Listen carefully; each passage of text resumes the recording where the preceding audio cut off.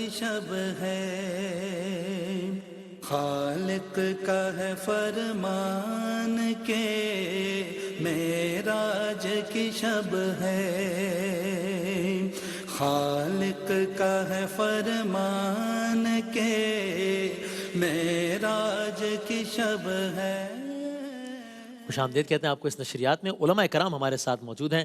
AR digital پر آپ یہ نشریات دیکھ رہے ہیں، انشاءاللہ رات گئے تک جاری رہے گی، اور تقریباً 3:30 بجے تک، تھوڑا سا ٹائم پلس مائنس میں اپنا اندازہ رکھ لیجئے، اور انشاءاللہ ہمارے QTV کے ناظرین بھی ہمارے ساتھ موجود ہیں، بھی خوش آمدید۔ میں یہ مائک یوز کر لیتا ہوں، سب کو بھی خوش آمدید۔ اور آپ ہمارے ٹویٹر جو ایڈریس ہے ہمارا، یعنی کہ وسیم بدامی WASEEMBADAMI، اگر آپ علماء کرام سے کوئی سوالات پوچھنا چاہتے ہیں تو آپ ٹویٹ کیجئے، تو ہم کوشش کریں گے کہ جتنا دامن وقت میں گنجائش ہوئی اس سیگمنٹ میں آپ کے وہ سوالات بھی شامل کر لیں۔ میں ٹویٹر ایڈریس دوہرائے دیتا ہوں، وسیم بدامی WASEEMBADAMI۔ ہمارے وہ سارے علماء جو کہ شاید رمضان میں ہمارے ساتھ ہوتے ہیں، اور ظاہر ہے آپ سب سے آپ واقف ہیں، QTV کے مشہور و معروف نام اور ہر حوالے سے بہت شہرت رکھتے ہیں۔ جناب قبلہ مولانا محمد رضا داؤدانی صاحب یہاں تشریف فرمائیں، بہت شکریہ، خوش آمدید۔ جناب قبلہ مفتی سہیل امجدی صاحب تشریف فرمائیں، سر بہت شکریہ، بہت نوازش۔ جناب مفتی عامر صاحب تشریف فرمائیں، بہت نوازش، بہت بہت شکریہ۔ جناب مفتی عامر صاحب، اگر آپ سے آغاز کروں، پہلے تو ابتداً ذرا، اب ظاہر ہے اس کا جواب بہت طولانی بھی ہو سکتا ہے، مجھے اندازہ ہے، لیکن جو اگر آپ مختصراً پہلے اگر جو قرآن کی آیات کی روشنی میں جو سفر معراج جو پورا بتایا گیا کہ یہاں سے یہاں پر، وہ ٹائم لائن اگر آپ پہلے بتا دیں تو گفتگو کی ایک بنیاد پڑ جائے، پھر ہم بات کو لے کے آگے چلتے ہیں۔ بسم اللہ الرحمن الرحیم۔ بہت شکریہ وسیم بھائی، سب سے پہلے آپ کو مبارکباد دیتا ہوں اس ٹرانسمیشن کی، کہ ARY ڈیجیٹل پہ سب کچھ ہوتا ہے دنیا کے اعتبار سے بھی، لیکن اللہ اور اس کے رسول سے کنیکشن ہمیشہ جاری رہتا ہے، وہ کبھی نہیں ٹوٹتا۔ الحمدللہ۔ تو اس اعتبار سے آپ نے جو یہ ایک پروگرام کیا، اس پر آپ کو مبارکباد پیش کرتا ہوں۔ جو آپ نے معراج کے حوالے سے سوال کیا وسیم بھائی، بلا شبہ نبی کریم علیہ السلام کے معجزات میں سے ایک معجزہ ہے، اور حضور علیہ السلام کو جو بے شمار معجزات عطا ہوئے، ان میں سے صراحت کے ساتھ کسی معجزے کا ذکر قرآن میں نہیں سوائے معجزہ معراج کے۔ واہ واہ واہ، اس کا اس اعتبار سے بھی بہت منفرد ہے یہ معجزہ، جی اس ہاں اعتبار سے بالکل، آپ دیکھیں احادیث میں معجزات کی ایک تسلسل جاری ہے، لا تعداد معجزات ہم سنتے ہیں، بالکل صحیح، اور مستند احادیث میں موجود ہے، صحیح ہے۔ لیکن نبی کریم علیہ السلام کے معجزات میں سے صراحتاً اگر کسی معجزے کا ذکر ہے تو وہ قرآن میں معجزہ معراج کا ہے۔ سبحان اللہ، تو صحیح۔ اس سے آپ ایک تو معجزہ معراج کی اہمیت کو سمجھ سکتے ہیں کہ قرآن جو کہ کتاب ہدایت ہے، اس میں اس معجزے کا ذکر کرنا گویا کہ اس معجزے کو بھی اللہ تبارک و تعالیٰ نے ہدایت کا تسلسل بنا دیا۔ سبحان اللہ۔ جہاں تک بات ہے سورہ بنی اسرائیل کی، جس میں واقعہ معراج کا ذکر ہے، آپ نے بھی سوال پوچھا، تو اس سورہ بنی اسرائیل کے اندر اللہ رب العزت نے واقعہ معراج کے حوالے سے جو ذکر کیا ہے، من المسجد الحرام الی المسجد الاقصی، جو سورہ قرآن پاک کی بنی اسرائیل میں موجود ہے، مسجد حرام سے مسجد اقصی تک کا سفر موجود ہے۔ اور اس واقعے کو قرآن پاک میں یوں شروع کیا گیا کہ سبحان الذی اسریٰ بعبدہ لیلا من المسجد الحرام الی المسجد الاقصی۔ اللہ تبارک و تعالیٰ پاک ہے ہر عیب سے، جو لے گیا اپنے بندے کو مسجد رات کے مختصر سے وقت میں مسجد حرام سے مسجد اقصی تک۔ میں یہاں پہ صرف اتنا عرض کر کے گفتگو کو آگے بڑھاتا ہوں کہ سورہ نجم میں بھی اس واقعے کا ذکر ہے اور اس کے دیگر مراحل کا ذکر ہے۔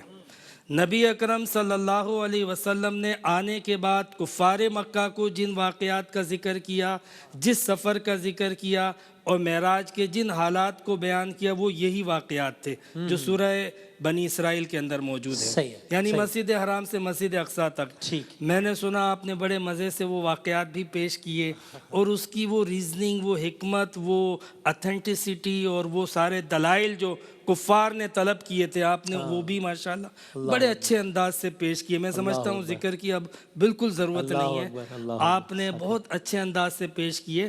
صرف یہ بات یہاں پر پیش نظر رہے کہ دیکھیں قرآن پاک میں اگر اس واقعے کا ذکر کیا گیا ہے تو اس کا مطلب یہ ہو گیا کہ ہمیں اس کے اندر کوئی نہ کوئی میسج اور کوئی نہ کوئی بہت بڑا ایک سمجھ لیں کہ سبق دیا جا رہا ہے۔ ہاں یہ بتائیں، چونکہ میرے ذہن میں تھی یہ بات کہ کیا اس کی افادیت اس زمانے کے ہی لوگوں تک محدود تھی کہ بھائی دیکھو میں یہ ہو آیا ہوں تاکہ کفار کو میسج ملے، یا آج 2022 میں بھی اہم تو ہے چونکہ قرآن میں، کیا ریلیونٹ بھی ہے متعلق ہے، تو وہ کیسے آج کے دور میں 2022 میں اس واقعے کی کیا مقصدیت یا ہدایت، یہ بتائیں ذرا۔ 2022 میں دیکھیں میں آپ سے عرض کروں وسیم بھائی کہ اللہ تبارک و تعالیٰ نبی کو جب معجزہ دیتا ہے، جب پیغمبر آ کے دعوت دیتا ہے، کچھ لوگ تو اقرار کر لیتے ہیں، کچھ انکار کرتے ہیں اور کچھ دلیل طلب کرتے ہیں، صحیح ہے۔ اور وہ یہ کہتے ہیں کہ اگر واقعی آپ اللہ کے نمائندے ہو، آپ اللہ کے بھیجے ہوئے ہو، صحیح ہے۔ آپ خالق کائنات کے نبی اور میسنجر ہو،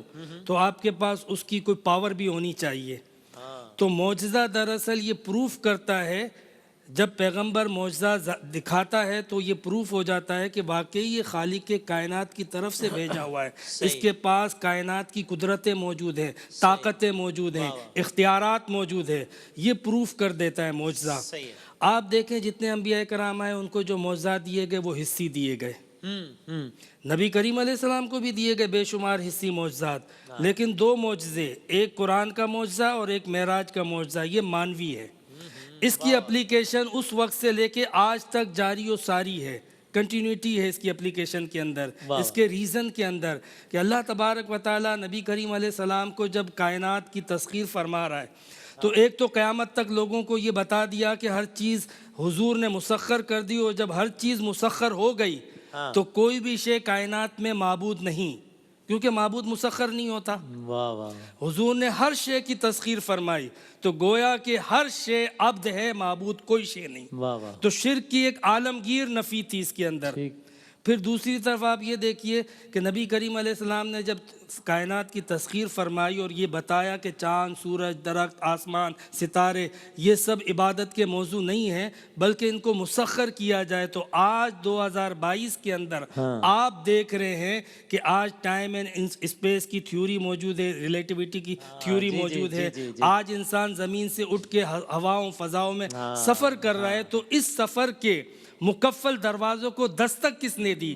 وہ نبی کریم علیہ السلام نے دی۔ یہ تصور کس نے دیا؟ وہ پیغمبر علیہ السلام نے دیا کہ انسان آج اپنے عقل کی بلوغت کی اس حد کو جا پہنچا ہے کہ اب وہ زمین سے اٹھ کے فضاؤں میں، ہواؤں میں سفر کرے گا، اور گھنٹوں کا سفر منٹوں سیکنڈوں میں کرے گا۔ اس کا اشارہ بھی قرآن میں ہے۔ کیا فرمایا؟ سبحان الذی اسری بعبدہ لیلا، رات کے تھوڑے سے وقت میں، یہ تھوڑا سا وقت اشارہ دیا جا رہا ہے کہ قرب قیامت کے وقت انسان اتنا ترقی کر جائے گا کہ اس کے اندر جو ہے وہ یہ اس قدر ٹائم کے اندر جو ہے وہ کم سے کم وقت کے اندر وہ سفر کرے گا، اپنے معاملات کو طے کرے گا۔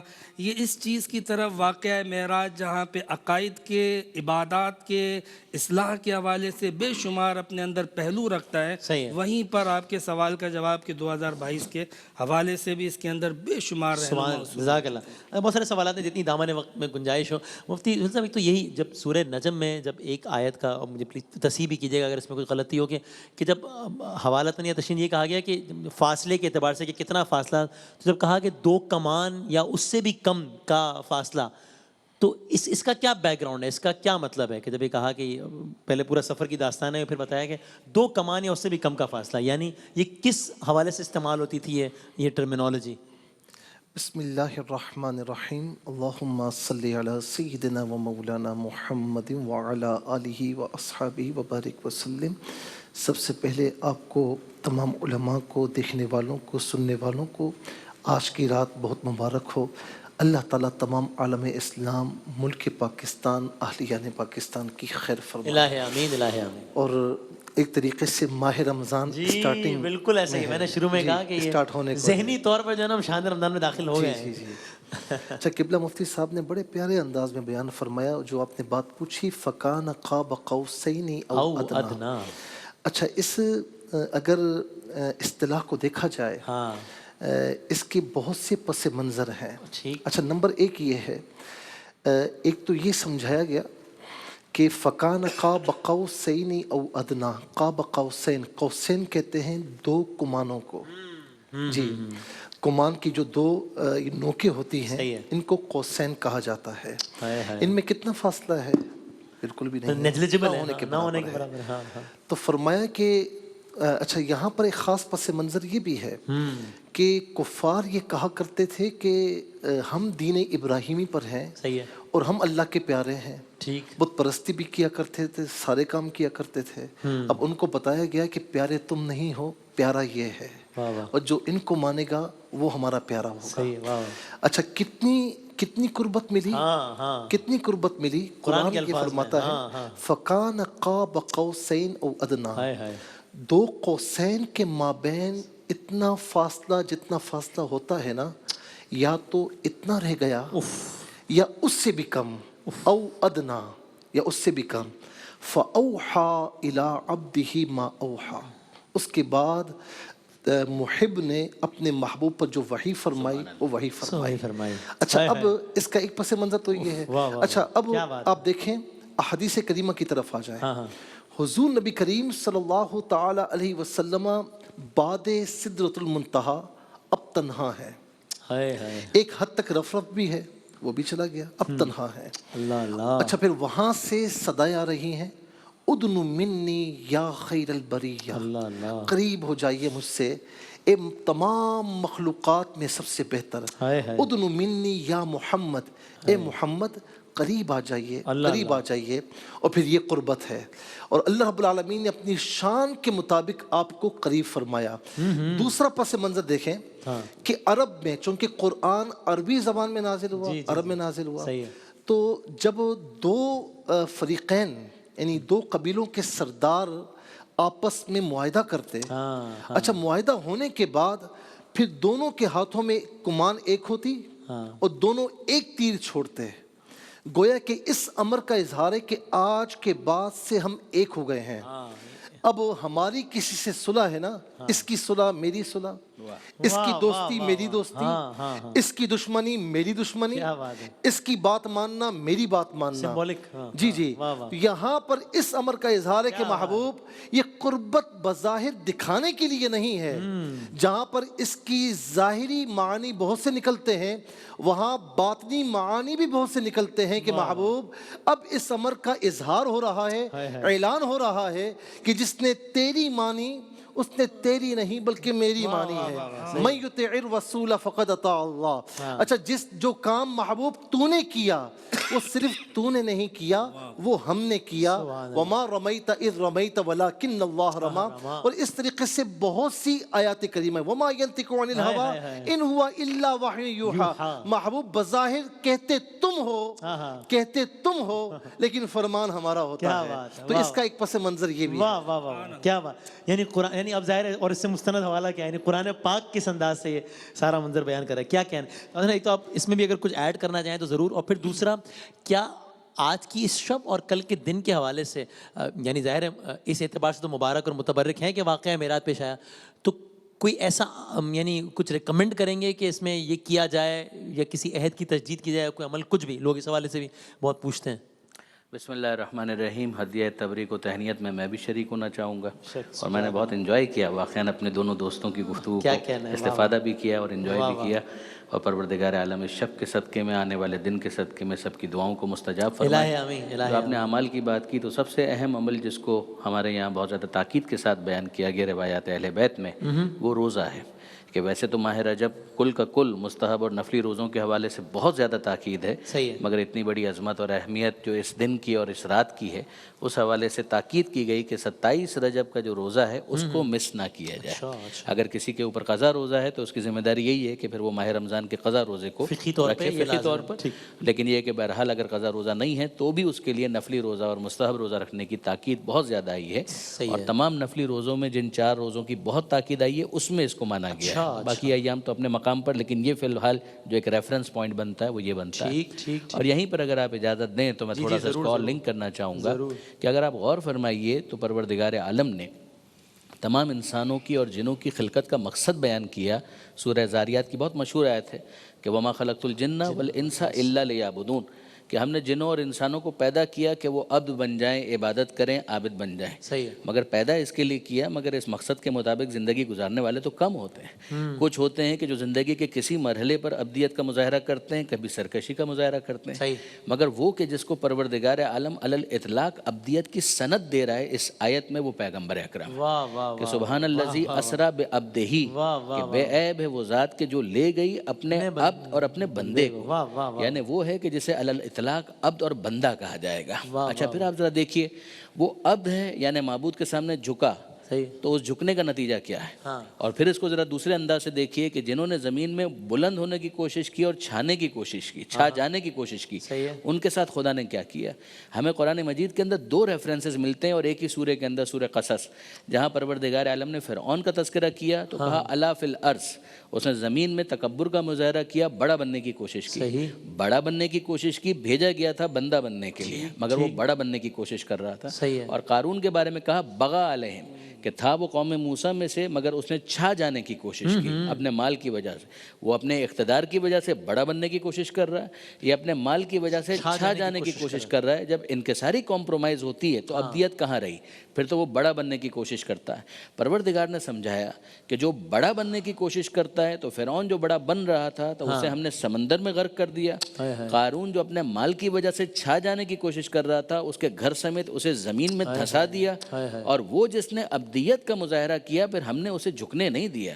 ہم اسے اتنا بلند کرتے ہیں کہ لیلا من المسجد الحرام الی المسجد الاقصی، ایک رات میں اسے لے جاتے ہیں مسجد حرام سے بلند نقطۂ سجود. واہ واہ واہ واہ، کیا کہنا. اور ابھی تھوڑا سا یہ ہم نے آج کل کے حالات میں ریلیونس کی سمجھی تاکہ ہم ذرا ہسٹری کو بھی تھوڑا سا سمجھ سکیں. تو اس لیے بتائیے کہ اس زمانے میں جب ظاہر کفار مکہ ہیں، سرکار دو عالم صلی اللہ علیہ وآلہ وسلم پیغام دے رہے ہیں، وہاں سے پیغام نہ صرف مسترد ہو رہا ہے بلکہ رد عمل بہت متشدد قسم کے بھی آ رہے ہیں، اور اس میں ایک رات یہ واقعہ ہو جاتا ہے. تو ہمیں ذرا ایک لمحے کے لیے اس زمانے میں لے جائیے اور بتائیے کہ پھر اس کا کیا امپیکٹ ہوا اس وقت کے حالات میں. ایک تو حجت تمام ہو گئی. یعنی اگر آپ غور فرمائیے، عملی طور پر پیغمبر اکرم کے اس معجزے کے ذریعے سے، جیسا کہ مفتی صاحب ارشاد فرما رہے تھے، اور میں یقیناً اس بات کو محسوس کرتا ہوں کہ مفتی صاحب اتفاق کریں گے کہ شق القمر کا بھی تذکرہ قرآن مجید کے اندر، اور اسی طریقے سے دوسرے بعض معجزات. تو ظاہر ہے کہ یہ تو بہت ہی نمایاں ہو گیا، خود قرآن مجید کا معجزہ، اور اسی طریقے سے یہ شب معراج کا جو واقعہ ہے وہ اتنا بڑا معجزہ بن گیا کہ جب لوگ پوچھ بھی رہے ہیں کہ آپ نے راستے میں کیا دیکھا، اس لیے کہ بیت المقدس کا جب حوالہ دیا جا رہا ہے کہ میں وہاں گیا، پھر اوپر گیا، اور ان تمام تر چیزوں کو میں نے مشاہدہ کیا. صحیح ہے. تو پھر بہت سے قافلے جا رہے تھے کہ جن کے بارے میں وہاں کے لوگوں کو یہ اطلاع تھی کہ وہ آنے والے ہیں. تو انہوں نے پوچھا کہ بتائیے اس قافلے کے بارے میں آپ کے پاس کیا خبر ہے، اس قافلے کے بارے میں آپ کے پاس کیا خبر ہے. اور پیغمبر اکرم بتاتے جاتے تھے، اور پھر جب وہ آئے قافلے تو یہ کراس چیک ہو گیا، سب ویریفائی ہو گیا. یعنی اب آپ ذرا دیکھیے وہ جو مانوی معجزہ ہے وہ کس طریقے سے محسوس کے ساتھ کوریلیٹ کر رہا ہے. ہاں، کہ جس طریقے سے اس کے بعد پھر اس کو ریفر کرنا ممکن ہوا. اب اس کے بعد اگر کوئی نہیں مانتا تو نہ ماننے والے تو بہت کچھ نہیں مانتے. وہ تو شق القمر میں بھی پھر بعد میں نگیٹ کر دیا تھا نا. تو وہاں پر بھی ختم اللہ علی قلوبہم والے جو کیسز ہیں کہ جس میں دلوں پر مہرے ہیں، وہ تو پھر ایکسیپشنل ہیں. لیکن جو ماننا چاہتے ہیں اور دلیل کے منتظر تھے، ان کے لیے بہت قوی دلیل بن گئی. دوسری بات آپ یہ بھی دیکھیے کہ 2 مقامات اگر ہم تاریخی اعتبار سے دیکھیں تو ان کو پروردگار عالم نے بہت محترم قرار دیا. ایک خانہ کعبہ کو اور دوسرے بیت المقدس کو. صحیح ہے. اور ان دونوں کے حوالے سے یعنی ارض مقدس، یہ قرآن مجید کی تعبیر ہے کہ حضرت سلیمان علیہ السلام، ان سے پہلے داؤد علیہ السلام، ان سے پہلے طالوت، ان سے پہلے یوشع بن نون، ان سے پہلے موسیٰ علیہ السلام. ظاہر ہے کہ یہ تو پوری ایک ترتیب چل رہی تھی نا. صحیح ہے. تو اس جگہ کی ایک اہمیت تھی. بلکہ ایون اگر آپ چلے جائیں یعقوب علیہ السلام کے زمانے، ابراہیم علیہ السلام کے زمانے، صحیح ہے. تو یہ تمام انبیاء کے زمانے میں اس کی اہمیت تھی. خانہ کعبہ بھی ابراہیم علیہ السلام کے زمانے میں، بلکہ قرآن کی صراحت ان اول بیت وضع للناس، پہلا گھر. یہ 2 اہم مقامات. صحیح. اور پیغمبر اکرم کے زمانے میں جو اہل کتاب تھے وہ ارض مقدس کے مقابلے پر کسی چیز کو خاطر میں لانے کے لیے تیار نہیں تھے. ٹھیک ہے. پروردگار عالم نے دونوں کے بارے میں کہا، یعنی دونوں کے حوالے سے. ایک تو بیت اللہ شریف، مسجد الحرام، بلند نقطۂ سجود، درمیان میں پیغمبر اکرم بیت المقدس سے ہو کر جا رہے ہیں. تو اب اس کے بعد ایک طرح سے بعض مفسرین نے یہ کہا کہ مشرکین کا قبضہ تھا خانہ کعبہ کے پاس، صحیح ہے. ان کا تسلط تھا بیت المقدس کے پاس. ٹھیک ہے. اور پروردگار عالم نے دونوں کو گویا پیغمبر اکرم کے حوالے کر دیا کہ اے حبیب، جتنی بھی نشانیاں ہیں، جتنی بھی عظمتیں ہیں، وہ سب کی سب آپ کے پاس ہے اور آپ کے تصرف میں ہے کہ آپ جیسے اس کا استعمال. سبحان اللہ. کیا کہنا ہے، کیا کہنا ہے. مفتی عامر صاحب، ابھی چونکہ آج کی شب میں ان چیزوں کا بڑا تذکرہ ہوتا ہے تو اس حوالے سوالات بھی آتے ہیں. سدرۃ المنتہا کا بہت تذکرہ ہوتا ہے اور وہ آیت ہے. اگر یہ بھی ہمیں آسان الفاظ میں سمجھا دیں کہ یہ کیا ہے سدرۃ المنتہا یعنی؟ سدرۃ المنتہا کے بارے میں آتا ہے کہ یہ بیری کا ایک درخت ہے. ہاں ہاں اور اس سے مراد یہ ہے کہ جہاں پہ عالم خلق کی انتہا ہو جاتی ہے. صحیح ہے. یعنی فرشتے جہاں پہ جمع ہوتے تھے مخلوقات میں سے، تو فرشتوں کا وہ آخری مقام جو ہے وہ سدرۃ المنتہا کہلاتا ہے. اوکے. بعض مفسرین نے یہ کہا کہ یہ وہ جگہ ہے کہ جہاں پہ حضرت جبرائیل علیہ السلام تشریف فرما رہتے ہیں، یعنی یہ ان کا مقام ہے. اوکے. تو گویا کہ یہ عالم خلق کی انتہا ہے. اب ظاہر سی بات ہے کہ جب قرآن پاک میں اس الفاظ کا استعمال کیا جائے گا، ان واقعات کا ذکر کیا جائے گا، اس وقت کے لوگ، بعد کے لوگ، آنے والے لوگ، پھر اس کے اندر گہرائی اتنی ہے تو ورڈ ایسے سمبولیکل یوز کیے کہ ہر زمانے میں اس کی اپلیکیشن رہے اور ہر طبقے کے لوگ، یعنی جو جتنا انٹلیکٹ ہے اور جتنی گہرائی میں جانا چاہے اس ورڈ کے اعتبار سے وہ اتنی گہرائی میں اور آپ کرنے والے اعمال یا کچھ جو اس حوالے سے کچھ فرمائیں گے آج کی شب یا کل کے دن کی مناسبت سے؟ میں یہ سمجھتا ہوں آپ نے ایک سوال بھی کیا، اس کے ضمن میں رضا بھائی نے بھی بڑی پیاری گفتگو کی. میں صحیح بات بتاؤں کہ ایک تو مفتی صاحب نے جو عشق کے نقطے بتائے، پھر جو رضا بھائی نے معراج کے حوالے سے جو میسیج دیا، داؤدانی بھائی نے سوری، تو وہ اتنا زبردست میسیج تھا کہ دیکھیں جو اللہ کے لیے جھکتا ہے اللہ اس کو بلند کرتا ہے. نبی کا بلند ہونا، قارون کا، ابو جہل کا، فرعون کا پست ہونا، یہ مثالیں ہیں. سیرت کے حوالے سے آپ نے جب فرمایا نا کہ اس زمانے میں لے جاؤ، دیکھیں نبی کریم علیہ السلام نے اعلان نبوت کے بعد 11.5 سال تک جو محنتیں کیں، جو مشقتیں کیں، ایک تسلسل تھا. جو حکم ملتا گیا نبی کریم علیہ السلام کرتے چلے گئے. اس میں تکالیفیں بھی برداشت کی، صعوبتیں بھی برداشت کی، اذیتیں بھی برداشت کی، مصیبتیں بھی برداشت کی. یہاں تک کہ ایک وقت ایسا آ گیا کہ حضرت خدیجہ رضی اللہ تعالیٰ عنہ اور حضرت ابو طالب، اتنا بڑا اسلام کا مددگار، اتنا بڑا اسلام کا معاون، یہ 2 ہستیاں انتقال کر گئیں. تو ایک غم کا موقع تھا، ایک تکلیف کا موقع تھا، اس عام الحزن قرار دیا، غم کا سال قرار دیا. اس سے اہمیت پتہ چلتی ہے جناب ابو طالب کی اور حضرت خدیجہ کی کہ یہ کس طرح دین کے لیے سپورٹر تھے، نبی کریم علیہ السلام کے کیسے معاون تھے. تو جب یہ واقعات ہوئے، یعنی ایک پیچھے مصیبتیں چل رہی تھیں، پھر اوپر سے یہ بہت بڑا واقعہ. اس واقعے کے بعد اللہ تبارک و تعالیٰ نے جب نبی کریم علیہ السلام کو بلایا تو اس سے یہ پتہ چلا کہ بندہ جب اللہ تبارک و تعالیٰ کے حکم پہ عمل کرتا ہے اور اللہ تبارک و تعالیٰ کے احکامات کے آگے سر خم تسلیم کر لیتا ہے، لبیک کہتا چلا جاتا ہے، تو اللہ تبارک و تعالیٰ بھی اپنے بندے سے پیچھے نہیں ہٹتا. تو نبی کریم علیہ السلام کو اللہ تعالیٰ نے اپنے پاس بلایا، تسلیاں دیں، وہ جو اتنی مشقتیں تھیں ان مشقتوں کا ازالہ، پھر غم کا ازالہ، اور آگے کے لیے باقاعدہ ایک جو ہے وہ ویژن دیا گیا کہ یہ جتنی مصیبتیں تھیں یہ اب ختم ہو گئی اور آگے کیا ہونے والا ہے. پھر اسی طریقے سے نبی کریم علیہ السلام امت کے لیے، ایمان لانے کے لیے، لوگوں کے کفر کے لیے، لوگوں کی گمراہیت کے لیے پریشان تھے اور فکر میں مبتلا تھے. تو اللہ رب العزت نے نبی کریم علیہ السلام کو اس حوالے سے بھی تسلی دی، نماز کا تحفہ بھی دیا. تو جو تحفہ اللہ تعالیٰ نے اس رات کو نبی کریم علیہ السلام کو دیا، میں سمجھتا ہوں کہ بے شمار احکامات ہیں جو زمین پر نازل ہوئے. نماز ایک ایسا تحفہ ہے، اس کو 2 اعتبار سے دیکھیں. ہم ایک دیکھتے ہیں کہ فرائض واجبات، تو اس اعتبار سے نماز کی اہمیت یہ ہے کہ فرض ہے، اور فرائض میں بھی سب سے اعلیٰ ترین فرض اور اعلیٰ ترین فرض میں سے بھی رکن میں بھی اول. صحیح. واہ واہ. دوسرا اس حیثیت سے دیکھیں کہ یہ عبادت ہے اور اللہ کا تحفہ ہے. صحیح. تو محبت اور عاشقوں کی نگاہ سے بھی دیکھیں کہ تحفے کی قدر کس طرح کی جاتی ہے. ہم جس طریقے سے تحفے کی ناقدری کر رہے ہیں، اللہ رب العزت نے نبی کریم علیہ السلام کو براہ راست عطا کیا تھا.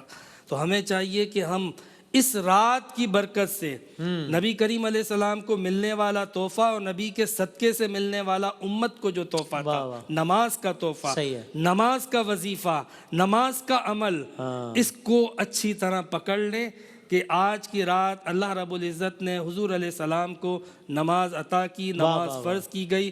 تو ہم نبی کریم علیہ السلام کی معراج یہ تھی کہ آپ اوپر گئے، تو ہم بھی اگر معراج پر جانا چاہتے ہیں تو اپنی اپنی پیشانیوں کو رب کے حضور جھکا دیں. کیا بات ہے، نماز مومن کی معراج. نماز مومن کی معراج. سبحان اللہ. واہ واہ. واہ واہ. اب اگین بہت سارے سوالات ہیں. ایک تو یہ جنت اب وہ مختلف ٹرمز یوز ہوتی ہیں نا, لوگ اس کا پوچھتے ہیں کہ جنت الماوا, یہ اگر یہ ایکسپلین کر سکیں. پھر ایک آدھ اور سوال بھی ہے ذرا. دیکھیں بنیادی طور پر مأوا جو ہے ٹھکانے کا نام, ٹھیک ہے, کہتے ہیں ٹھکانہ. صحیح ہے. مأوا یہ اس میں ظرف ہے, اور جنت المأوا یہ جنت جس طرح جنت الفردوس ہے, یہ مختلف درجات ہیں, جنت النعیم ہے. اس طریقے سے اللہ رب العالمین نے جنت المأوا بھی ایمان والوں کے لیے جو ہے وہ ان کی ٹھکانہ مقرر فرمایا, اسے جنت المأوا کہتے ہیں. اوکے ٹھیک ہے, صحیح. اچھا اب یہ روزوں کا, یعنی ایک تو یہ بتائیے گا کہ کیا ایسا کچھ ہے کہ اگر کہا سب نے کہ روزہ رکھنا اچھی بات ہے, لیکن کیا ایسا بھی ہے فقہی اعتبار سے, کسی بھی اعتبار سے, کہ وہ اگر رکھیں تو 2 ہی رکھیں تسلسل سے, ورنہ کوئی فائدہ نہیں, ایک بات. اور دوسرا کل کے روزے کے بارے میں, یا کوئی بھی روزہ ہو, میں سوال کو جنرل کرتا ہوں, یا کوئی بھی نماز ہو, کوئی بھی عمل ہو جس کے بارے میں کہا جاتا ہے کہ مثلاً یہ 100 سال کے روزوں کے برابر ہے یا 100 سال کی نمازوں کے برابر ہے, تو مجھے اندازہ ہے کہ سوال ذرا تکرار سے ہوتا ہے, لیکن پھر بھی بار بار ہوتا ہے, اس لیے اس کا مطلب تشنگی ہے. تو یعنی اس سے پھر کیا مراد ہوئی کہ کوئی کہے میں نے تو فلاں دن روزہ رکھ لیا تھا, تو 100 سال کے روزوں کے برابر ہو گیا, تو اب اگر میں نے کوئی واجب روزہ چھوڑ بھی دیا ہے تو کور ہو جائے گا, اس لیے کہ 100 سال میں پلس میں چل رہا ہوں, سر پلس میں ہوں میں, مطلب اوکے میرا اکاؤنٹ پلس میں ایسا. لیکن جس نے شب قدر میں عبادت کی, تو مطلب یہ آپ دیکھیں نا کہ لیلۃ القدر خیر من الف شہر, 1000 مہینوں سے زیادہ بہتر. بیٹھ جائے پھر تو بس ایک ہی رات کر لیں, کہ کور ہو گیا. یہ مطلب نہیں ہوتا کہ اب آگے نیکیاں کرنا چھوڑ دیں. کسی نے 3 مرتبہ سورہ اخلاص پڑھی تو قرآن شریف کا ثواب مل جائے, وہی پڑھ لیں صرف. لیکن اس کا مطلب ہے کہ روزانہ یہی پڑھیں, قرآن شریف چھوڑ دے, اس کا مطلب ہرگز نہیں. اچھا اس دن کی یا اس رات کی فضیلت بتانا مقصود ہوتی ہے, نہ کہ یہ کہ وہ اختیار کر کے باقی عبادات چھوڑ دی جائیں. جیسے رجب کے مہینے میں آپ دیکھیں باقاعدہ روایت میں ملتا ہے کہ پہلی رجب کا روزہ رکھے تو 4 سال کے روزوں کا ثواب ملتا ہے, دوسرے دن کا روزہ رکھے تو 3 سال, اس طرح ملتا ہے روایات میں. تو اس کا مطلب یہ نہیں کہ اب سال کے روزے مکمل ہو گئے, 4 سال کے روزے مکمل ہو گئے, اب مجھے روزے نہیں رکھنے, بلکہ ماہ رمضان میں بھی کھاتا پیتا خدا نہ خواستہ پھرے اور کہے کہ بھائی میں نے تو رکھ لی ہے. ایسا ہرگز نہیں. فرائض واجبات اپنی جگہ قائم رہتے ہیں. صحیح. اور وہی کہ کیا ایسا ہے کہ 2 روزے تسلسل سے رکھیں ورنہ نہ رکھیں. اصل میں وہ میرے خیال میں یہاں سے اس روایت سے لیتے ہیں کہ جو حضور نبی کریم صلی اللہ تعالیٰ علیہ وسلم جب مدینہ منورہ تشریف لائے تو انہوں نے اہل یہود کو 10 محرم کا روزہ رکھتے ہوئے دیکھا. تو پوچھا تو انہوں نے کہا کہ یہ موسیٰ علیہ السلام کو چونکہ فرعون سے نجات ملی تھی تو اس کے شکرانے میں یہ روزہ رکھتے ہیں. تو آپ علیہ السلام نے فرمایا کہ یہود کے مقابلے میں ہم موسیٰ علیہ السلام کے زیادہ حقدار ہیں, تو آئندہ سال تم بھی روزہ رکھنا, اور اہل یہود سے مشابہت پیدا نہ ہو جائے تو پھر ایک روزہ ملا کر رکھنا. ٹھیک ہے نا, 27 اس کانٹیکسٹ میں نہیں ہے. اب یہاں پر یہ اس کانٹیکسٹ میں نہیں ہے. کوئی ایک روزہ رکھنا چاہے وہ ایک روزہ بھی رکھ سکتا ہے, 2 روزے رکھنا چاہے تو جتنا گڑ ڈالیں گے اتنا میٹھا پتہ چلا ہے. بالکل صحیح. اور رضا بھائی ابھی مطلب کنکلوڈ کرتے ہیں اس کو ایسا تھا کہ اب ظاہر ہے آج 27 رجب کل ہو جائے گی, یعنی کہ 2 یا 3 روز بعد ہم ماہ شعبان میں داخل ہو جائیں گے, پھر آگے ماہ رمضان ہے. تو ابھی آئی تھنک چونکہ اب اگلی جو اس طرح کی نشست ہوگی تب نصف اللہ نے اگر چاہے انشاءاللہ تو نصف شعبان تو گزر چکا ہوگا تب تک. تو this is I think a very ideal time کہ جب آپ بتائیں کہ اب یہ جب ہم کہتے ہیں دنیا میں بھی دیکھتے ہیں کوئی بڑا آدمی آ رہا ہوتا ہے تو ہم کہتے ہیں بھائی اب وہ آ رہے ہیں, ہم کسی جگہ پہ جاتے ہیں صدر صاحب آ رہے ہوتے ہیں تو پہلے سے بھائی یہ پروٹوکول یہ صدر صاحب کا کہ بھائی یہ سارے ارینجمنٹس کر لیے جائیں. تو اگر یہ 2 ماہ شعبان اور پھر رمضان جس کا اتنا بتایا گیا ہے, تو آئی ایم ازیومنگ کہ ان 2 مہینوں کے بھی کچھ پروٹوکولز ہوں گے کہ بھائی اس کے آنے سے پہلے یہ تیاری ہونی چاہیے. تو this is a very ideal time کہ آپ بتائیں کہ ابھی شعبان تو بس آ گیا اور آگے رمضان آ رہا ہے, کیا پروٹوکولز ہیں, تو اگر ابھی کوئی تیاری کرنا چاہے تو کر لیں. گزارش یہ ہے کہ مجھے تو ہمیشہ یہ محسوس ہوتا ہے کہ رجب اور شعبان نیٹ پریکٹس کا مہینہ ہے, کہ جس طرح سے اصل میچ ماہ رمضان میں ہونے والا ہے, جس طرح سے آپ کرکٹ میں دیکھتے ہیں, کل تک تو آپ ہر لمحہ پرجوش کر ہی رہے تھے, کہ ہمیشہ اصل میچ سے پہلے نیٹ پریکٹس ہوتی ہے, اور اس کے اندر پہ ٹھیک ہے اگر وکٹ پر لگ بھی جائے تو کوئی غم نہیں ہے, اس لیے کہ اصل میچ آگے ہے, ابھی تو تیاری ہو رہی ہے. بالکل اسی طریقے سے یہ نفلی روزوں کی نیٹ پریکٹس ہے جو اس کو رجب میں بھی کروایا گیا, شعبان میں بھی کروایا گیا, تاکہ ماہ رمضان تک اتنا چارج ہو جائے انسان کہ پھر ماہ رمضان کے روزے اس کے لیے بھاری نہ رہیں. اسی طرح سے اگر آپ دیکھیں 2 راتیں, ایک 27 رجب کی رات رجب کے مہینے میں آ گئی, اور پھر اس کے بعد 15 شعبان کی شب شعبان کے مہینے میں آ گئی. اب یہ 2 راتیں انسان اگر جاگ لے تو 2 مرتبہ اس کو جاگنے کی پریکٹس بھی ہو گئی, تو اب جب شب قدر کا موقع آئے گا تو اس کے لیے جاگنا مشکل نہیں رہے گا. اسی طرح سے کچھ اذکار, اورات, قرآن مجید کی تلاوت, اپنا تعلق تو سارا سال ہی رکھنا چاہیے, مگر ابھی سے اپنی اس پریکٹس کو بنائیں کہ وہاں پر جب پہلی رمضان سے روزانہ اگر 1 پارہ پڑھنا ہے तो अभी कम से कम आधा पारा पढ़ना शुरू करें, ताकि वहाँ पर पहुँचते पहुँचते इंसान इतना चार्ज हो जाए कि फिर एक पारा पढ़ने में उसे कोई जहमत ना हो, बल्कि उससे भी ज़्यादा पढ़ सके। थोड़ा तदब्बुर करे, तफक्कुर करे, तर्जुमे के साथ पढ़े, ताकि वहाँ तक पहुँचते पहुँचते उस पैगाम के लिए वो पूरी तरीके से आमादा हो। हमें नज़र आता है कि पैगम्बर अकरम भी माह रमज़ान से मुतल्लक़ सल्लल्लाहु अलैहि वसल्लम आम तौर पर जो बयान फरमाया करते थे वो शाबान में बयान किया करते थे। अच्छा, रमज़ान के महीने में मैं ये नहीं कह रहा कि बिल्कुल खामोश हो जाते थे, मगर पैगम्बर अकरम अमली तौर पर ज़्यादातर माह रमज़ान के अंदर जो कुछ करना होता था उसकी तालीम शाबान के महीने में दिया करते थे और समझाया करते थे कि देखो ये महीना आने वाला है, ऐसा महीना आने वाला है, उसके अंदर ये करना चाहिए, उसके अंदर ये करना चाहिए, वो सारी बातें होती थी। तो बहरहाल अगर आप इजाज़त दें तो एक शेर में गालिब का पैगम्बर अकरम के हवाले से ज़रूर पढ़ना चाहूँगा।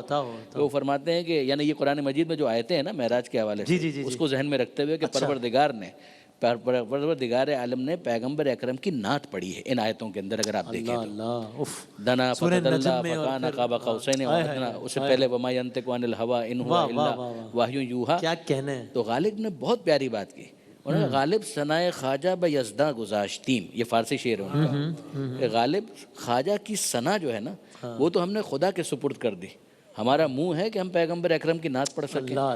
यानी ये इसको समझाने के लिए बाज़ उलमा ने एक मिसाल दी कि कमिश्नर ने किसी के ऊपर एहसान कर दिया, तो बूढ़ी खातून थी, उसने उसको दुआ दी, और दुआ क्या दी कि खुदा तुझे पटवारी बनाए। ज़ाहिर उस बेचारे को नहीं मालूम कि कमिश्नर क्या होता है, तो उसने कहा खुदा तुझे पटवारी बनाए। तो वो कहेगी भी तो बेचारी क्या कहेगी जिसको पता ही नहीं है कि वो खुद पहले से क्या है। सही है। तो पैगम्बर अकरम की हम और आप अगर सना करेंगे तो क्या सना करेंगे, तो वो जो भी सना होगी वो अपने ज़ौक़ की तस्कीन के लिए तो है, हक़ कहाँ अदा हो सकता है। तो गालिब सनाए ख्वाजा ब यज़दा गुज़ाश्तीम क्यान ज़ात पाक मर्तबा दाने मोहम्मद अस, कि हमने तो ख्वाजा की सना परवरदिगार के सुपुर्द कर दी कि वही बेहतर जानता है कि ख्वाजा का मर्तबा और मकाम क्या कहना है। सुभान अल्लाह, जज़ाकल्लाह जज़ाकल्लाह। बहुत बहुत नवाजिश, तमाम उलमा कराम का बहुत शुक्रिया। बड़े सहल अंदाज में कुरान मजीद में आज की शब से मुनासबत से जो आयात आई हैं उनका भी तर्जुमा भी हो गया, तशरीह भी हो गई, करने वाले अमाल भी आ गए, शाबान का भी तज़किरा हो गया, माह शाबान का, माह रमज़ान का, और फिर इख्तिताम भी वहीं से हो गया जहाँ से आगाज़ हुआ था। जी जी, जुमला कहूँगा जो आपने सवाल पूछा, किबला ने भी बताया। देखें उलमा फरमाते हैं कि रजब बीज बोने का महीना है, नेकियों का, शाबान आबियारी का महीना है, रमज़ान फल खाने का महीना। क्या बात है। तो बस अब मुताल्लिक़ अय्याम आ गए हैं, बल्कि रजब का महीना तो बस हमसे विदा हो रहा है, रुखसत हो रहा है। बस अब यानी 30-33 दिन है माह रमज़ान के। अल्लाह ताला इंशाअल्लाह तौफ़ीक़ात दे और कर सके इंशाअल्लाह। बहुत नवाज़े, बहुत बहुत शुक्रिया तमाम उलमाए कराम का। एक वक्फे के बाद हम दोबारा हाज़िर होते हैं इंशाअल्लाह। नाज़रीन, अगर आप ऐसी ही मज़ीद वीडियोस देखना चाहते हैं तो हमारा ARYQTV का चैनल सब्सक्राइब कीजिए और बेल आइकॉन का बटन दबाना न भूलिए, ताकि आपसे कोई पसंदीदा प्रोग्राम मिस ना हो जाए।